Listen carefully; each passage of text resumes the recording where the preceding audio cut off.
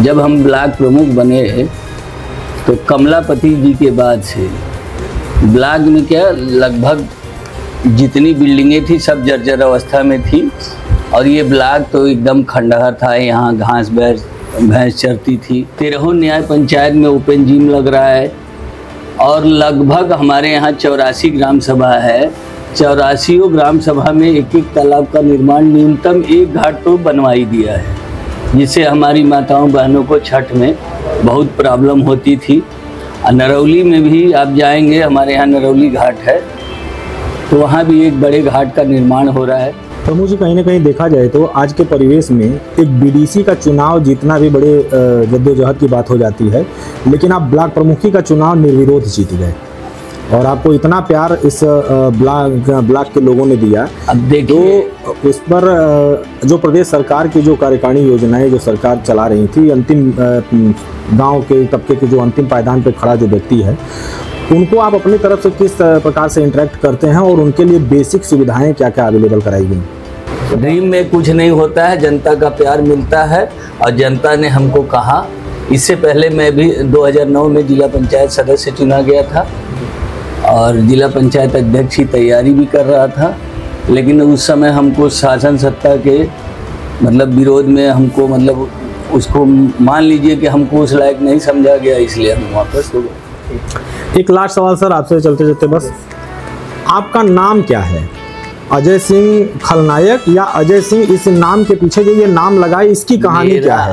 आप कहानी में जाएंगे तो बड़ा हो जाएगा। उस कहानी में न जाके मेरा नाम अजय सिंह है। मेरे माता पिता ने अजय सिंह नाम रखा। हम लोग यूपी कॉलेज में छात्र नेतागिरी करते थे।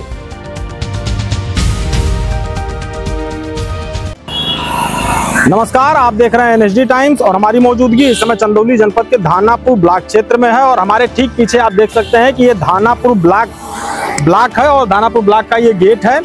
चूँकि आज हम लोग जो है कि यहाँ पर आए थे, जो यहाँ के ब्लॉक प्रमुख हैं अजय सिंह जी, उनके द्वारा ये जानने का प्रयास कर रखी है हम लोग कि जो ये ब्लॉक है, इस ब्लॉक में उनके द्वारा कौन कौन से विकास कार्य कराए गए हैं और इसकी कायाकल्प किस प्रकार से बदली गई है। साथ ही साथ उनसे जो यहाँ की ब्लॉक की जो पुरानी तस्वीर थी उसे भी हम लोगों ने देखने का प्रयास किया और अब जो नया कायाकल्प हुआ है उसे भी हम अपने माध्यम से आप लोगों को दिखाने का प्रयास करेंगे और साथ ही साथ अजय सिंह जी के द्वारा ये जानेंगे कि जो उनका अब तक का कार्यकाल रहा है, उस कार्यकाल में अपने इस ब्लॉक के 84 गांव और 13 न्याय पंचायतों में किस प्रकार की व्यवस्थाएं और किस प्रकार के विकास कार्य कराए हैं। पहले तो हम आपको अपने चैनल में स्वागत करते हैं और मेरा ये प्रश्न रहेगा कि जब आप ब्लॉक प्रमुख यहाँ पे बने तो लोगों का कहना है कि इसके पहले भी एक खंडहर था, यहाँ पे ऐसी सुविधाएं नहीं थी। तो जब आप ब्लॉक प्रमुख बनकर यहाँ पे पधारे तो किस तरह की व्यवस्थाएं थी?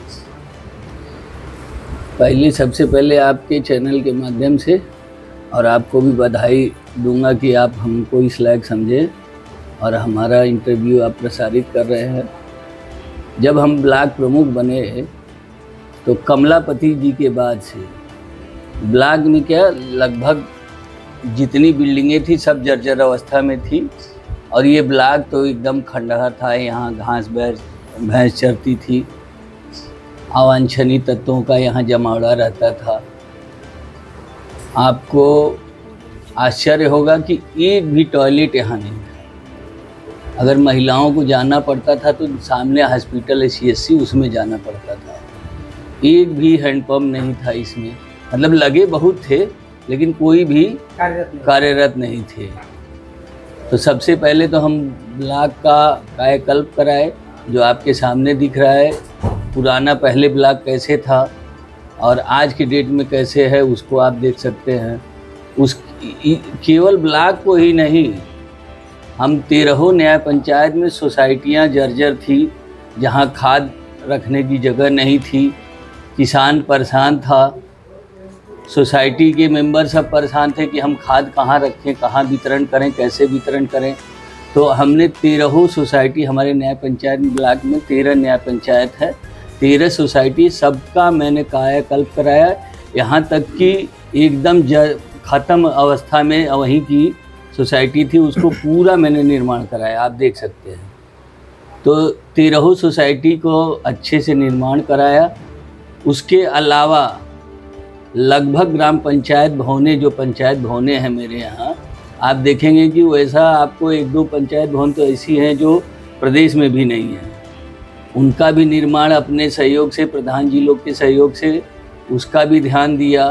13 न्याय पंचायत में ओपन जिम लग रहा है और लगभग हमारे यहाँ 84 ग्राम सभा है। 84 ग्राम सभा में एक तालाब का निर्माण, न्यूनतम एक घाट तो बनवाई दिया है, जिससे हमारी माताओं बहनों को छठ में बहुत प्रॉब्लम होती थी। नरौली में भी आप जाएंगे, हमारे यहाँ नरौली घाट है, तो वहाँ भी एक बड़े घाट का निर्माण हो रहा है। वहाँ भी कम से कम 10,000 की संख्या में छठ पूजा होती है, कोई स्नान है, चाहे जो भी है। वहाँ एक सुविधा नहीं थी, उसका भी हम निर्माण करा रहे हैं। तमाम अगर आप देखेंगे और किसी दिन टाइम दे के आइए आप लोग, तो हम पूरा ब्यौरा देंगे कि मैंने 5 साल में कितना, मेरा हर साल का रिपोर्ट कार्ड बनवाते हैं। तो इस तरह की कोई ऐसी ग्राम सभा नहीं है जहाँ खड़ंजे का, इंटरलॉकिंग का, नाली निर्माण का सभी प्रकार के काम हुए। लगभग हमको लगता है कि हर ग्राम सभा में न्यूनतम कम से कम 15 लाख का तो काम हुआ ही होगा, हाईएस्ट तो करोड़ों का गया है। तो सब इसमें विधायक जी का भी हम लोग सहयोग लेते हैं, हमारे पूर्व मंत्री जी थे उनका भी सहयोग रहा, राज्यसभा सदस्य लोग हैं उनका भी सहयोग है। सबका सहयोग लेके हम लगता है कि अपने, आप जनता से पूछ सकते हैं, बात की बात है, लेकिन हम संतुष्ट हैं कि जो हमें 5 साल में काम करना चाहिए, 4 साल बीता है, उसमें लगभग हमको जो अपनी जिम्मेदारी है उसको हम पूर्ण कर पाए हैं। और वो आप किसी से भी पूछ सकते हैं, किसी ग्राम सभा में जा सकते हैं, किसी से भी जानकारी ले सकते हैं। प्रमुख जी, कहीं ना कहीं देखा जाए तो आज के परिवेश में एक बीडीसी का चुनाव जीतना भी बड़े जद्दोजहद की बात हो जाती है, लेकिन आप ब्लॉक प्रमुखी का चुनाव निर्विरोध जीत गए और आपको इतना प्यार इस ब्लॉक के लोगों ने दिया। अब देखिए, तो उस पर जो प्रदेश सरकार की जो कार्यकारिणी योजनाएं जो सरकार चला रही थी, अंतिम गांव के तबके के जो अंतिम पायदान पे खड़ा जो व्यक्ति है, उनको आप अपनी तरफ से किस प्रकार से इंटरेक्ट करते हैं और उनके लिए बेसिक सुविधाएं क्या क्या अवेलेबल कराई गई? देखिए, मात्र एक कारण ही है जो इस महाइच, हमारा धानापुर ब्लॉक महाइच बेल्ट माना जाता है, और इस महाइच की जनता ने, बड़े बुजुर्ग से लेके छोटे बड़े सब ने हमको अपना मान के, और इस ब्लॉक में केवल सिंगल पर्चा भरा गया। कहीं से मुझे भी मेरी नैतिक जिम्मेदारी हो गई, अब मुझे ये हो गया कि जब इतना ब्लॉक हमको प्यार कर रहा है तो हम अपना पूरा जिम्मेदारी एकदम, मतलब कहीं से भी उसमें कोई कोताही न हो, जिससे कल के डेट में कोई कहे कि हमने मतलब जो चुनाव किया उस पर दाग लग जाए। तो उसी लाज शर्म को बचाने के लिए, उसी जो हमारी जनता की उम्मीद, हमारे बड़े बुजुर्गों की उम्मीद है, उसी पे खरा उतरने के लिए मैं दिन रात प्रयासरत हूँ। दूसरी बात, जो भाजपा ने भी हमको अपना समझ के हमको उस लायक समझा, उस पे, और जो विधायक जी, सांसद जी हमारे हमको उस लायक समझे, और भाजपा ने हमको चुना कि आप ही हमारे प्रत्याशी हैं। उसी के तहत मोदी जी का, योगी जी का, अंतिम व्यक्ति तक ब्लॉक के तहत जो भी योजनाएं परिपूर्ण हो सके, उसी के लिए हम पूरा दिन रात तत्पर हैं, और वो अंतिम व्यक्ति तक हर योजनाएं अच्छे से पहुंच रही है। उसमें आज तक, अभी तक भगवान का आशीर्वाद ही मानेंगे कि आज तक मेरे ऊपर कोई आरोप नहीं लगा कि उसमें कोई कोताही हुई है, चाहे हमारे ब्लॉक के कर्मचारी हों, चाहे BDO साहब हों, चाहे जो भी माध्यम से। इस ब्लॉक में अभी तक कोई दाग नहीं लगा पाया कि 4 साढ़े 4 साल होने जा रहा है, अभी तक जो भी योजनाएं आए हैं उसका पूर्णतः पालन हो रहा है।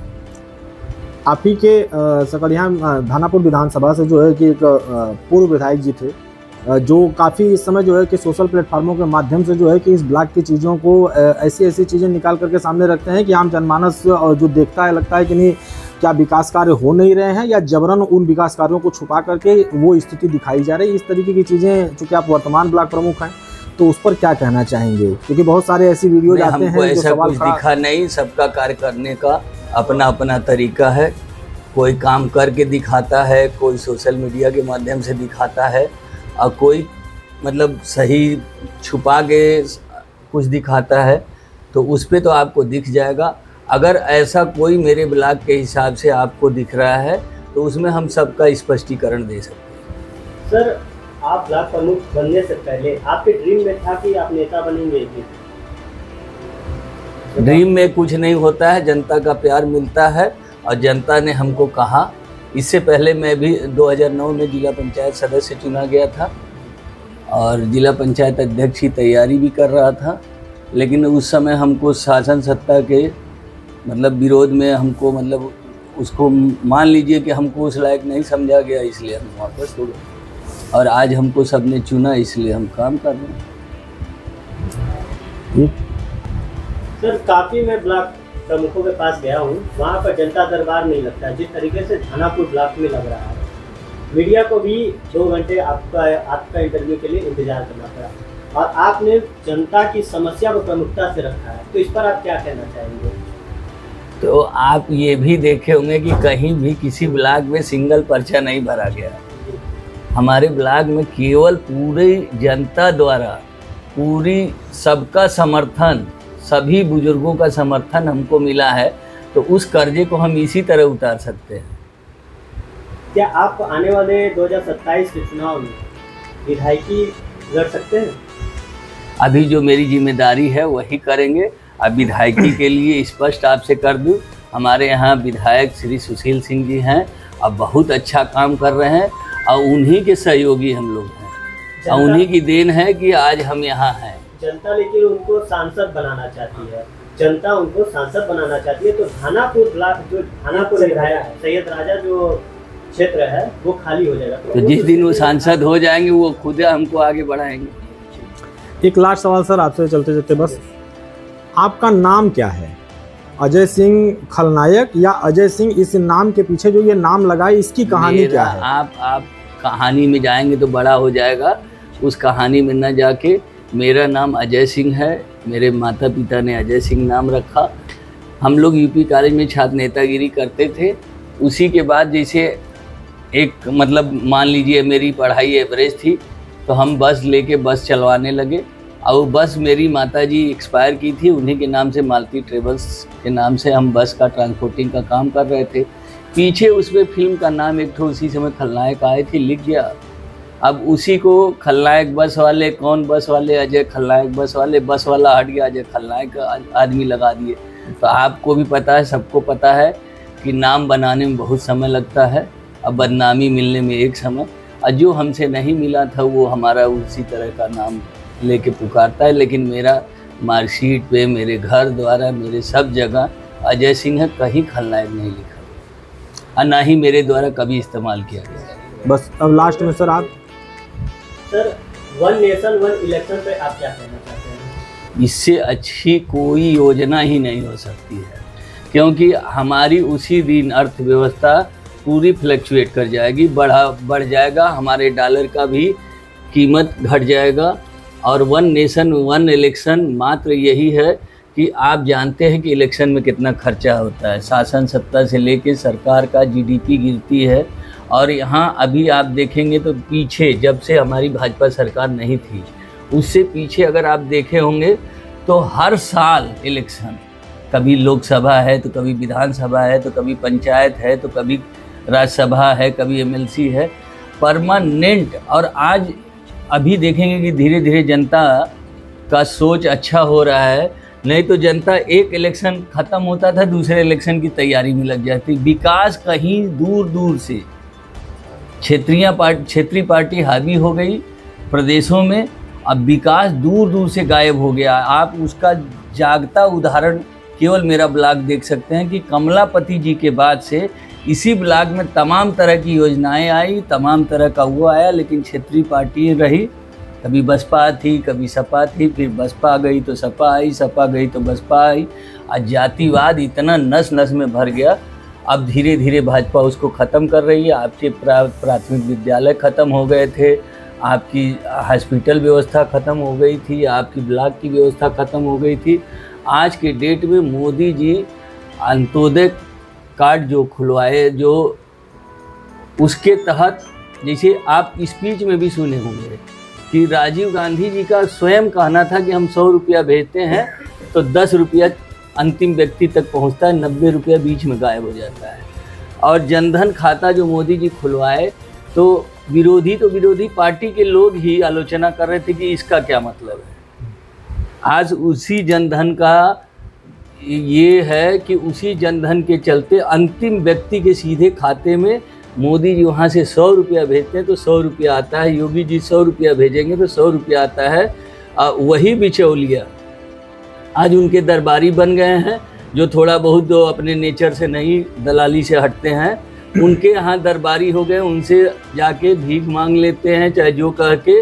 आप आज करप्शन 90% केवल मात्र एक जनधन से ख़त्म हुआ है, एक मात्र जनधन खाते से। और आप कश्मीर का आतंकवाद ख़त्म हो गया।